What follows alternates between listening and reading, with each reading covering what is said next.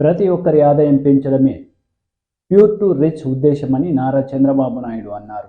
ఈ సందర్భంగా నిర్వహించిన సభలో ఆయన ప్రసంగించారు. స్టెప్ ముందుకు పోతున్న పేరు కూడా నేను ఆలోచిస్తున్న P4 అని మన వాళ్ళు చెప్తున్నారు. ప్రభుత్వం, ప్రైవేట్, ప్రజలు భాగస్వామ్యం. ఇది నలుగురు కలిసి చేసేది. ప్రభుత్వం ఇచ్చే డబ్బులు ఇస్తుంది. ప్రభుత్వం ఒక రెగ్యులేటర్గా పనిచేస్తుంది, ఫెసిలిటేటర్గా పనిచేస్తుంది. అదే మాదిరిగా ప్రైవేట్ వ్యక్తులు కూడా ఇప్పుడు కొంతమందికి ఇక్కడే ఒక కృష్ణారెడ్డి గారు మెగా ఉన్నారు. మీ పక్క మండలమే, ఈ మండలమే పామర్ అనుకుంటా, గుడివాడ మండలం, గుడ్లవల్లేరు, జోగుపల్లిలో ఆయన బాగా వ్యాపారం చేశాడు. డబ్బులు ఉన్నాయి. ఒక 30-40 కోట్ల రూపాయలు, లేదంటే ఇంకా ఎక్కువ పెడుతుంటాడు. 50 కోట్ల రూపాయలు సంవత్సరానికి CSR కింద పెడతాడు. ఆ 50 కోట్లు తీసుకొని ఒక 50,000 కుటుంబాలను అడాప్ట్ చేసుకుని ఒక CEO అని పెట్టి 50,000 కుటుంబాలని ఒక 5 ఏళ్లలో పైకి తేగలిగితే, ఒక కంపెనీ ఎట్లా పైకి తీసుకొస్తారు ఆ విధంగా చేయగలిగితే ఎంత మార్పు వస్తుందో మీరే ఆలోచించండి. ఈ ప్రాంతంలో పుట్టిన వ్యక్తి ఈ ప్రాంతానికి అది చేయగలిగితే దానికంటే జీవితంలో ఇంకొక సాటిస్ఫాక్షన్ ఉండదు.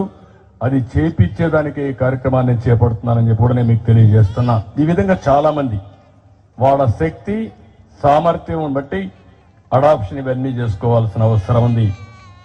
మీకు మనుషులే కాకుండా మీకు ఆస్తి, భూమి ఉంటే భూమి, వ్యాపారం ఉంటే వ్యాపారం, అదే మాదిరిగా మీకుండే చేతి వృత్తులు, కుల వృత్తులు ఏ పనులు చేస్తున్నారో ఆ పనిలోనే కెపాసిటీ బిల్డింగ్. ఇప్పుడు మన వాళ్ళు ఒక బండి తీసుకొచ్చి పెట్టారు. తోపుడు బండి ఉండేది. తోపుడు బండిలో చాలా ఇబ్బందులు. అది తొయ్యాలి. ఇది బ్రహ్మాండంగా ఇదైపోతుంది. స్కూటర్ మారిగా ఉంటుంది. ఎక్కడ కావాలి ఇక్కడ వెళ్ళొచ్చు. ఎక్కడ కావాలి బండి ఉంటుంది. క్లీన్గా ఉంటుంది. వస్తువులు కూడా హైజీనిక్గా పెట్టచ్చు. 5 స్టార్ హోటల్లో తినుబండారాలు ఏ విధంగా ఉంటాయో ఆ విధంగా ఈ బండిలో పెట్టుకొని తిరిగే పరిస్థితి వస్తుంది. అది ఒక చిన్న మాడిఫికేషన్ మాత్రం. అక్కడ మీరు 50 రూపాయలు 100 రూపాయలు రోజు సంపాదిస్తే దీంట్లో 300-400 రూపాయలు ఈజీగా సంపాదించే పరిస్థితి వస్తుంది.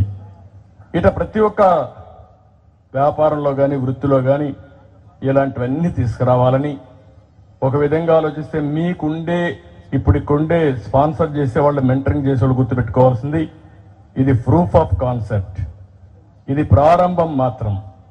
దీనికి ఇంకా కొంచెం టైం పడుతుంది. అందరి ఆలోచనలు తీసుకొని ప్రపంచంలో ఒకప్పుడు మీరు ఆలోచిస్తే ఎప్పుడు కూడా రోడ్లు అధ్వానంగా ఉండేటివి ఇండియాలో. నేను మలేషియాకు పోయాను. చిన్న దేశం మలేషియా, 2 కోట్ల జనాభా. ఆ దేశానికి పోతే ఒక రోడ్డు ఈస్ట్ వెస్ట్ కారిడార్ చూశాను. 8 లేన్ రోడ్డు BOT కింద వేశారు. అది చూసిన తర్వాత నాకు అనిపించింది అప్పట్లోనే 110 కోట్ల జనాభా మన దేశానికి ఒక్క రోడ్డు సరిగా లేదు.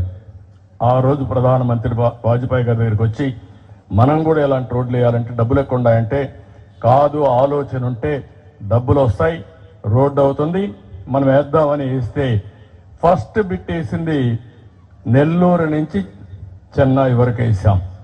అది వేసిన తర్వాత ప్రూఫ్ ఆఫ్ కాన్సెప్ట్ బాగుందంటే అక్కడి నుంచి దేశం అంతా గోల్డెన్ క్వాడ్రిలేటరల్ రోడ్ వచ్చింది. ఇప్పుడు ఊరికి నేషనల్ హైవేస్ వచ్చాయి. 2 lane 4 lane 6 lane 10 lane express వేస్ మీరు వేరియస్ వచ్చాయి. ఆ ఆర్గనైజేషన్కి ఇప్పుడు 1,00,000 కోట్ల రూపాయలు డబ్బులు ఉన్నాయి. అంటే డబ్బులు సంపాదించడం పెద్ద కష్టం కాదు. అందుకనే మీరు చూస్తే హైదరాబాద్లో 1 రూపాయి ఖర్చు పెట్టకుండా ఇంటర్నేషనల్ ఎయిర్పోర్ట్ కట్టాం. దానికి 1 రూపాయి ఖర్చు లేదు. ఒక పాలసీ ఇచ్చాం, green field airport private public partnership. వాళ్ళు డబ్బులు తెచ్చారు, ఎయిర్పోర్ట్ కట్టారు, గవర్నమెంట్ రెగ్యులేట్ చేసింది. ఇప్పుడు హైదరాబాద్కి బ్రహ్మాండంగా సంపద వస్తా ఉందంటే ఆ ఎయిర్పోర్టే కారణం. అలాంటి జరిగే పరిస్థితికి వచ్చింది. ఇదంతా కూడా రివర్స్ డబ్బుల్లో మార్కెటింగ్ చేసి యాడ్స్ ఇవన్నీ పెట్టి తిప్పుతా ఉంటే దానివల్ల యాడ్ మనీ అవన్నీ వస్తాయి.